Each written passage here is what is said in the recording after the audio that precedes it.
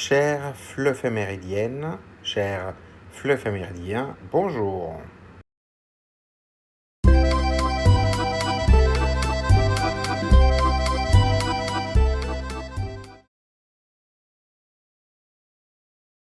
Le Serpentaire est une constellation bien réelle, traversée par le Soleil entre fin novembre et mi-décembre.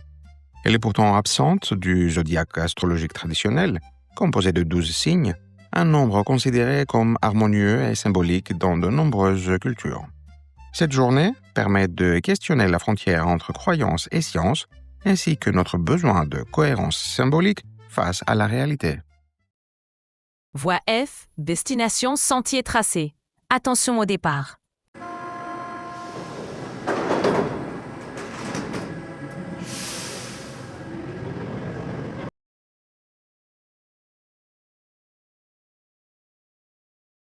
Première question. Croyez-vous à l'astrologie? Certaines personnes croient à l'astrologie parce qu'elle les rassure ou les amuse. D'autres n'y croient pas du tout et préfèrent expliquer la vie par la science ou par l'expérience. Il est aussi possible d'y croire un peu sans la prendre trop au sérieux.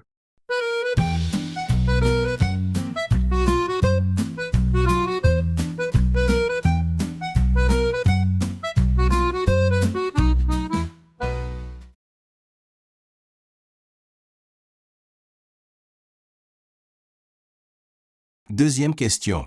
Lisez-vous votre horoscope tous les matins? Vous aide-t-il à commencer votre journée? Lire l'horoscope peut donner une impression de motivation ou de curiosité au réveil. Certaines personnes aiment y trouver un conseil ou un message positif.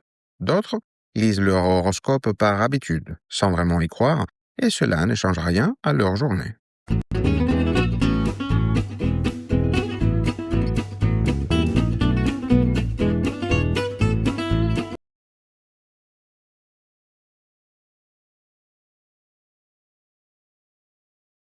Troisième question. Certaines personnes croient aux étoiles, aux chiffres, aux rêves, aux cartes, aux lignes de la main ou aux marques de café. Et vous? Ces croyances peuvent apporter du réconfort ou de l'espoir. Elles permettent parfois de réfléchir sur soi-même, sur ses choix ou sur l'avenir. Néanmoins, de nombreuses personnes préfèrent garder une certaine distance et voient ces pratiques surtout comme des traditions folkloriques, voire comme des superstitions, sans leur accorder une valeur réelle.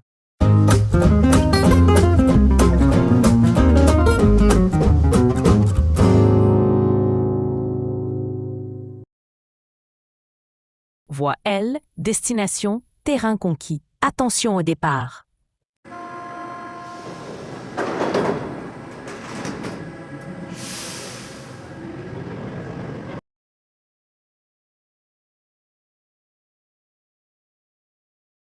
Première question. Un zodiaque avec 13 signes serait conforme à la réalité astronomique. Cela changerait-il votre manière de voir l'astrologie?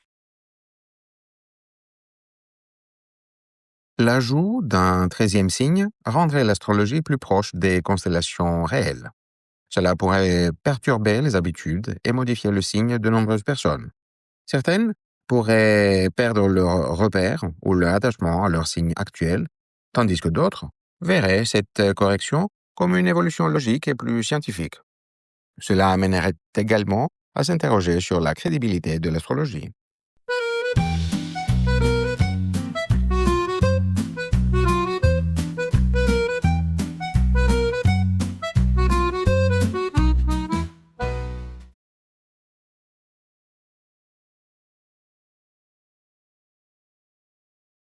Deuxième question. Selon vous, l'astrologie influence-t-elle vraiment notre personnalité et nos choix? Certaines personnes reconnaissent leur caractère dans les descriptions astrologiques en disant que cela les aide à mieux se comprendre ou à comprendre leur entourage. D'autres pensent que ces portraits sont vagues et valables pour presque tout le monde. Ainsi, l'influence dépend souvent du degré de croyance et de l'interprétation personnelle. Dans ce sens, l'astrologie fonctionne davantage comme un reflet de nos attentes que comme un facteur déterminant de nos choix.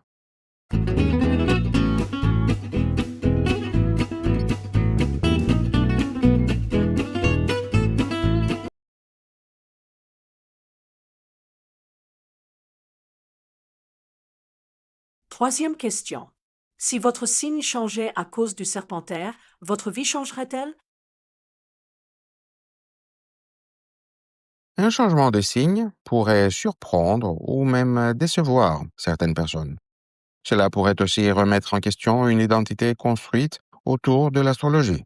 Pourtant, la personnalité, les relations et les choix resteraient les mêmes.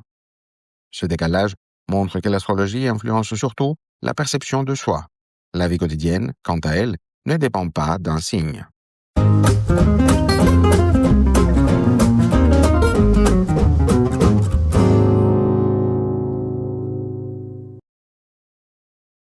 Voie E, destination, sommet atteint. Attention au départ.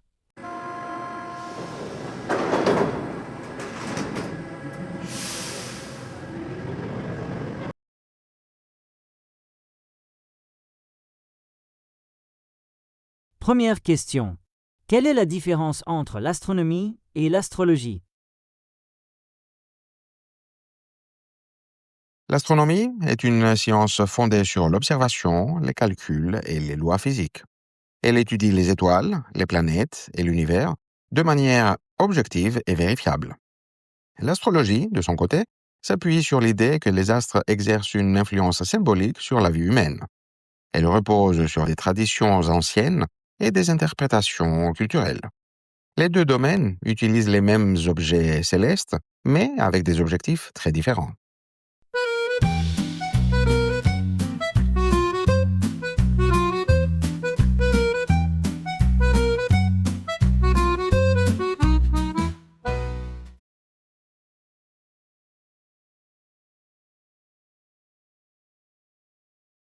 Deuxième question.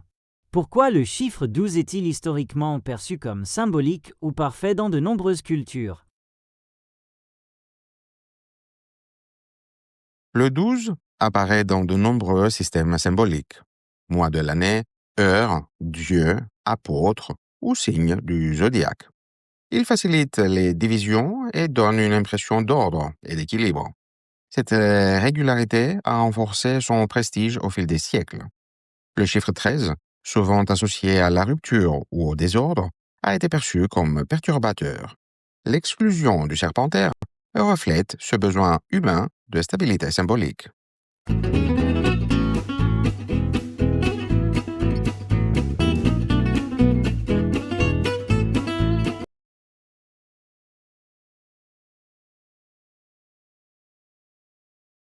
Troisième question. Pensez-vous que le besoin de prédiction vienne de l'incertitude?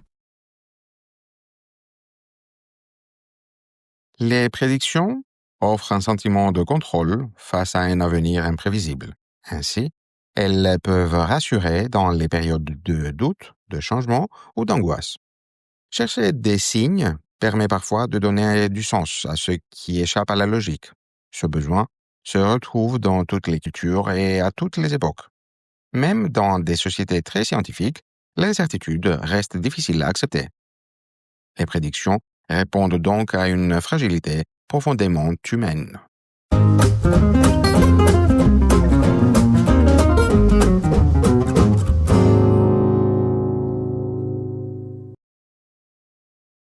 Prochain arrêt.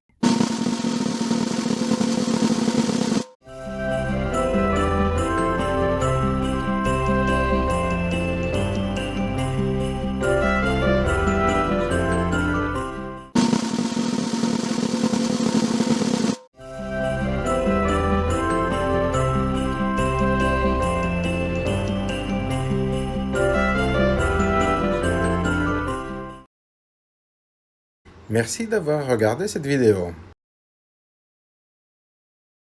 Si elle vous a plu, mettez un pouce bleu et abonnez-vous pour ne rien manquer.